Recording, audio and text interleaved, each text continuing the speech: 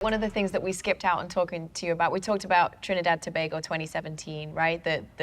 You talked about the fans' reaction and how that made you feel.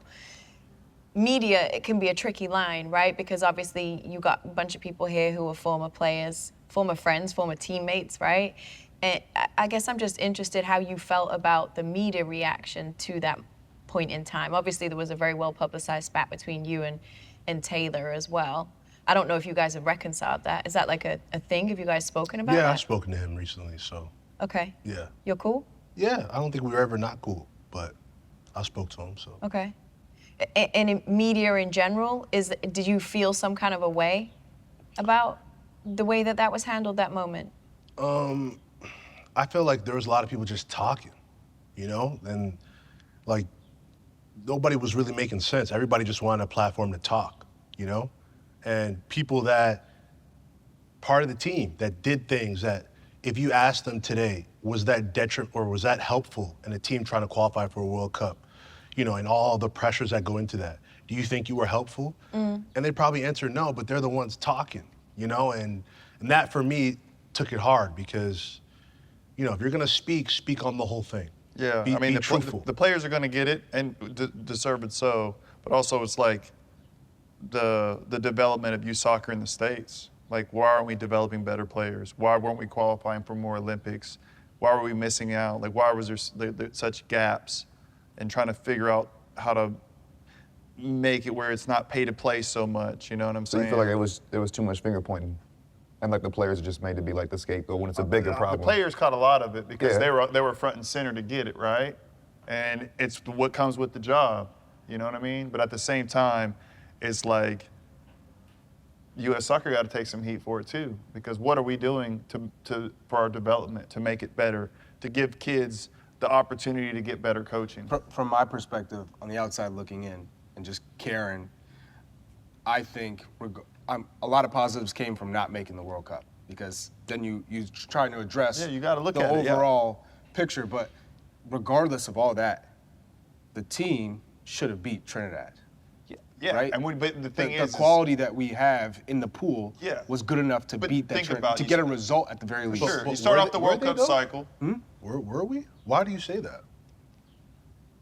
In terms of why are we supposed to win that game? Like, why is that such a? Yeah, I remember the lineup. I honestly think we shouldn't have played with two out-and-out strikers. I think it should have been either you and Christian, or it should have been Bobby Wood and Christian, instead of being you, Bobby Wood, and Christian, you know what I'm saying? In the game that you had to get a draw just to qualify for. Also think it didn't help us in terms of the media, how it was put out because of the conditions. It was like almost making light of the rain and the flooding issues and players not wanting to get their boots wet and getting like piggyback rides, you know what I'm saying? So I think that didn't help, and it made Trinidad feel offended. Starting off the World Cup qualifying process, losing those two big games, Jurgen getting fired and then bringing in another coach. I mean, it didn't start off well, that last part of qualifying. And to your point, though, we were good enough that we should have qualified, but I think going into the Trinidad game, I think that was the difference right there. And to go back on what you said about the media, talking about not really giving you context, they weren't breaking down why the U.S. should have beat Trinidad or got a result in controlling the midfield of that game. Listen, I agree with you, but from another aspect, it's but like, it would have just put a Band-Aid on the situation. Say we Exactly, do qualify. right. And that's what we did for a long agree. time, is put Band-Aids on the situation of our development. And that's the issue I have, is like, this needed to happen in a sense, but I don't say we're better off because of it. We just haven't been running things the right way. You know, new talent should be ushered in the team every 2 to 3, 4 years. That's how it should be. And we didn't have that talent. Why is that? Right? So listen, I understand maybe we should have won that game or whatever, but maybe it was losing at that World Cup 6-0. So maybe it was better not to even go, if you're gonna look at it that way, right? So, I don't know, I just felt like being in it, like, and Clinton knows this type of players you played with, the level, and you sensed that group was not at that level, not at any point. And so, and we know it's gonna be a bumpy ride. And also, we weren't a team like we once were. I feel like when you think back to 2010, 2014, that togetherness that we had, it seemed like for me, I can't speak for you, but it felt like we weren't as a tight group. It was like egos, everybody had their own kind of agenda type of situation. And, you know. Yeah, but what do you think that, like, where's that stem from? Like, how did it suddenly just shift? I mean, I didn't think that it helped that, you know, a lot of players from Europe started coming back, myself included.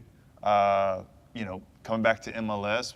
You know, if you want to be the best, you got to play against the best. And for me, that is in Europe. No offense to MLS. I think when I came back, Jozy came back, Michael Bradley came back. You got Jermaine Jones coming back. It's like, it's not sending a good signal of players that, you know, you need to be in Europe. You need to be in the best leagues. You know what I'm saying? Like that. I think that did hurt the development, honestly. You know, but at the same time, like if I'm someone who grew up and I had a lot of money, well then, yeah, it wouldn't factor into my decisions. I'd have stayed in Europe and played against the best competition. But like you asked me about like, what are some of your best moments of your career? It's me being able to tell my mom and dad, you're retired. You don't have to work again.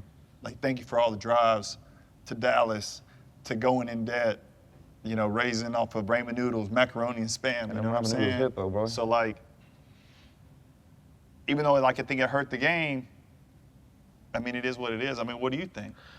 I agree with you and I don't, because I agree with you in the sense where we knew of our decisions, probably. It's not like I talked to you about it, but like you knew you weren't going to play against the best of the best.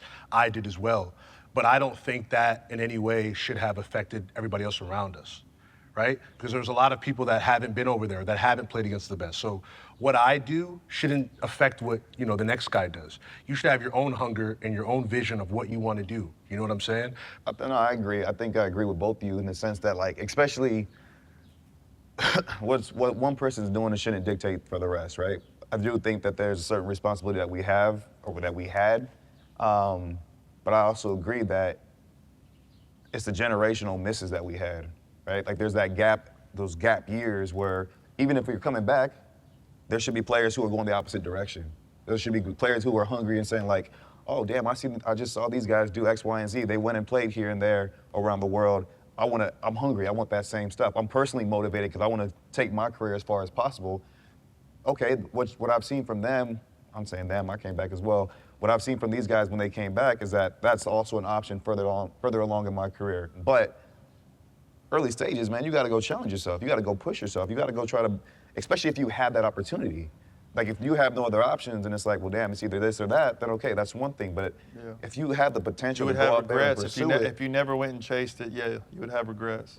But the other side of that too is, like, for me, I believe it doesn't matter where you play necessarily. Like, yes, playing is the best, it makes a difference, but just because you play in MLS doesn't mean you can't play at a higher international level. Did you hear what Landon said recently when he said he thought that Christian Pulisic should have come back to MLS? I didn't hear that. What did he say? Rather than signed with AC Milan. How do you feel about that? Is that a wild thing to say? That's a wild thing to say. But you just said it doesn't really matter. It doesn't matter, but if you have the chance to play at AC Milan, why wouldn't you play there? Mm-hmm. I don't know. For me, I don't see why you wouldn't do that. I mean, I can see what you're saying is you can still have a good national team career by still being in MLS, but at the same time, if you can play at the highest level, that's going to make you better. Yeah. To play in Europe is going to make you better. But hey, I believe Mo was standing next to him at the time. What did Mo think? Years old. There's more competition. You were standing next to him at the time, right? What? When Landon said that? Yeah. What did you think? Yeah, I told him, I said, I told him beforehand what I thought, which was, there's no way in hell. Like, Christian isn't, I'm not gonna name any of some other, he's not just some average player, right? If your options are AC Milan, one of the biggest clubs in the world, by the way, you're leaving one of the biggest clubs in the world in Chelsea. So one Champions League. Your name and your quality is up there. You have a chance to be like truly on par with some of the biggest players in the world. Why would you not pursue that? I think his point was, Jozy, that like 2026 He was is saying he's coming trying to up, World capitalize Cup. on He the can moment. be the man in America in the build-up to Because that. he's playing consistently. Right, exactly. Which is what Yeah, it but I comes think down to. Christian. I don't think in this instance he should do that. What I meant more of like, I'm saying like guys in MLS. I don't think there's an excuse. If you want to play on the national and you want to play MLS, there shouldn't be an excuse when you go to the international level. And I know there's not a lot of references for that, but the best one I can use is Darlington Nagbe. This guy, I know for sure, he didn't get the chance, but if he played in some big games, I know he can compete. And he hadn't got a shot in a long time. But that's what I'm saying. There needs to be more guys like that. I'm not saying you can't play in MLS, but make sure you're able to do both. Right now, there's a lot of guys that do well in MLS, but they can't play at the international level. I don't care how many goals they score or how well they play in MLS.